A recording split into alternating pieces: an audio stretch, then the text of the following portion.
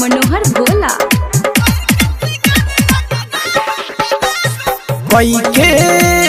कोई के सिंगारिया गरालू करे का मोतिहारी जालू हो, करे का मोतिहारी जालू। अरे बलुआ कब बलुआ छतवनी भेटालू करे का मोतिहारी जालू हो, करे का मोतिहारी जालू। कोई के सिंगारिया गरालू करे का मोतिहारी जालू हो, करे का मोतिहारी जालू। कंचन इब्राहिमपुर।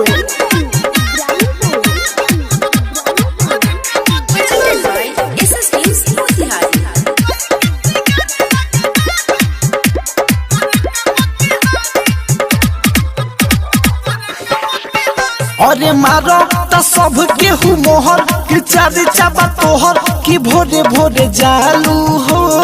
आवे लुआ धिया भी राती करो तो फोन से बाती ना केहू से लजालू हो। मारो त सब केहू मोहर कि चारी चाबा तोहर कि भोरे भोरे जालू हो।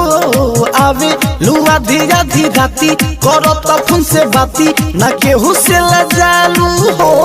कावना सबुन से नहालू करे का मोतिहारी जालू हो, करे का मोतिहारी जालू। और कोई के सिंगारिया गरालू करे का मोतिहारी जालू हो, करे का मोतिहारी जालू। कंचन इब्राहिमपुर। मिक्स बाय मनोहर भोला।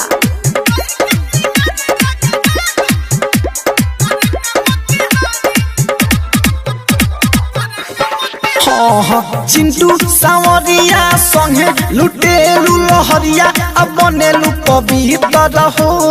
टोला अब पूरा मोहल्ला जानी है तो चरित्र हो।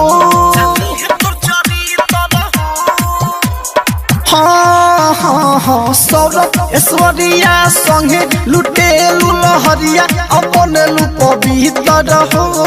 टोला अब पूरा मोहल्ला जाने तो चरित्र हो।